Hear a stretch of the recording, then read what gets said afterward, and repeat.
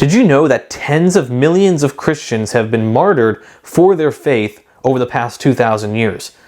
That's an astounding and shocking number for a lot of people, but it's nonetheless a true number.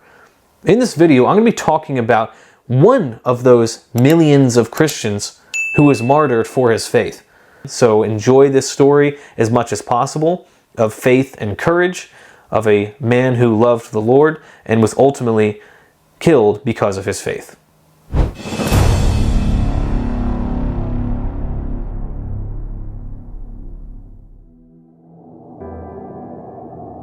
It's the year of our Lord, 1649. The forests in Ontario are silent, too silent. Through the trees drifts the smell of smoke and something darker, the smell of burnt flesh. A village is gone, a mission lies in ashes, and in the center of that ruin stands a man who refuses to die with fear. His name is Jean de Brébeuf. For years he walked among the Huron, tall, broad-shouldered, wrapped in coarse robes, writing their words by candlelight, baptizing them in icy rivers. They called him a Jean, the one who bears the heavy load. Tonight, that name will be tested. From the forest, the Iroquois descended, faces painted black, feathers slick with blood. They fall upon the villagers like wolves. Huron huts burn, children cry. Brébeuf runs toward the fire, not away from it. He kneels beside the wounded and whispers, "Heaven is near. Endure for a little while." They seize him, tear the crucifix from his chest, drag him into the square. The flames dance against the dark sky, reflected in his calm eyes. They strip him bare, tie him to a post, and then the torment begins. A sharp knife slides across his shoulders, his flesh peeling off his body like bark from a tree. They place red-hot hatchets around his neck to mock his Lord's crown of thorns. His skin hisses from the heat. All the while they laugh at him. "Where is your God now, black robe?" they mock. He answers only with prayer. So they silence him the only way they know how. They cut off his lips, and yet he smiles through the blood. They tear out his tongue, and still the sound of Jesus rises from his throat like a whisper carried by wind. But they're not finished. Next comes the mock of baptism.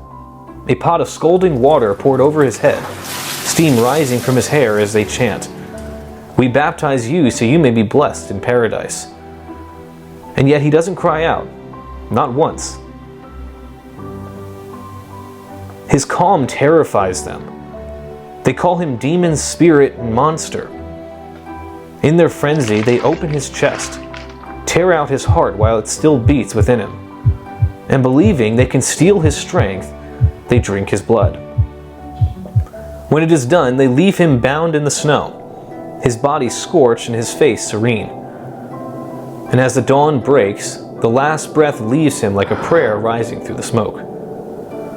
But that wasn't the end. The Huron who found him later said the air around him felt holy. They saw peace where horror should have been.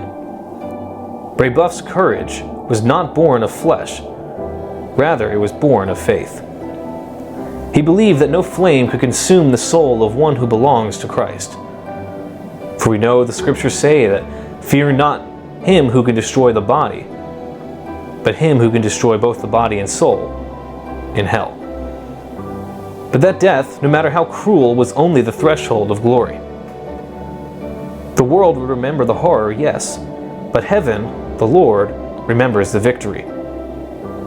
Because Jean de Brébeuf did not meet terror with terror, he met it with the calm of a man who already knew the end of the story, that beyond the fire waits resurrection. And on nights when the wind moves through the northern pines, some say you can still hear it. The faint whisper of a priest who would not scream, and the echo of faith that no flame could kill. The power of Christ within each believer is stronger than any wickedness could give.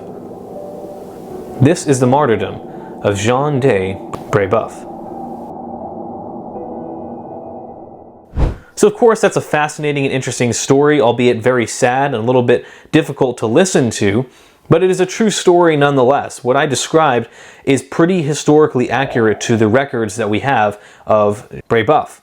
But I did go into more detail about him and about the tortures that he endured, not to glorify it, but to open up our minds a little bit more to what these believers throughout history have had to deal with. We can think of these martyrs real simply and just be like, oh yeah, a lot of people died for their faith. But when you understand the horrors that they actually went through, the challenges and the torments, it really opens up our eyes and it gives us a deeper appreciation of the freedom, the religious freedom that we have in our, at least American country today. And so the book that I have in my collection is not actually a Bible like I normally showcase in my videos. The book I have is a historical theology book. It's a really interesting one, and this has a very unique feature to it. And the reason why I bought it is not for the contents within it as much as the binding.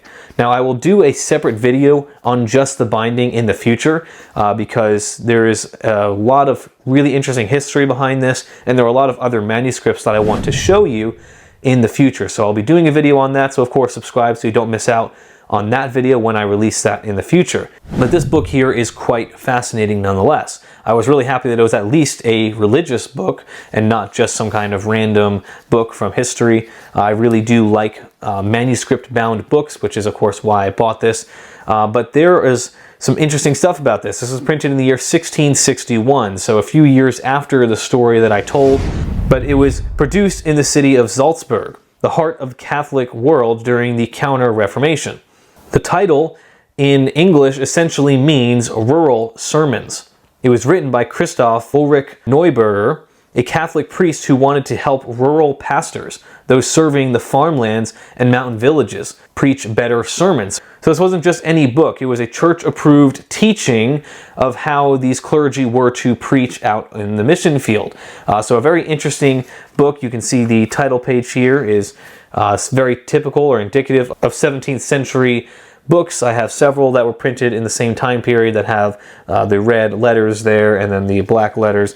Really a very nice book and actually in pretty good condition, of course, given its age. There's a lot of foxing on it. Foxing are those brown marks throughout, but still a very nice piece that I, of course, have enjoyed having in my collection. But books like this capture the turning point of the Middle Ages. The world was shifting from medieval manuscript culture to the age of the printing, which of course had been around for around 200 years at this point, but still during a transition where they were really leaving behind those manuscripts and going right into just printing everything. It's the voice of the Reformation and Counter-Reformation era when Catholic priests like Neuberger were trying to renew the faith of everyday people in the countryside. Even the name, Rural Sermons, reminds us that these weren't grand theological works for scholars. They were written for humble pastors. It was more of a lay type of book that would train people on a more practical level rather than a very deep theological level. So it's a really cool book with a lot of really nice and interesting history behind it. I'd actually be interested to read an English version of it. I'm not very good with Latin, so reading it and trying to transcribe it in English would be quite the task and very challenging. But it's an amazing piece, an item that I've absolutely loved having in my collection and will continue to hold on to it until I at least get a maybe nicer bound one, ideally a book bound in a Bible manuscript rather than just a liturgical one like this manuscript here. But it's a really good teaching tool. It's one of the main reasons I got it, which is a hint for the future video where I'll be talking about manuscript bindings and what they looked like and how they would be used. But still a very interesting piece with a very interesting story to go along with it. So of course, if you find this type of content interesting, be sure to subscribe so you don't miss out on videos like this one. I cover a wide range of topics, so you can check out my other long form videos to see what those different topics might be and what the contents might cover. I have a wide range covering all kinds of centuries throughout church history. So really interesting and fascinating stuff. Stick around for those close-up shots at the end, and I'll see you guys in the next video.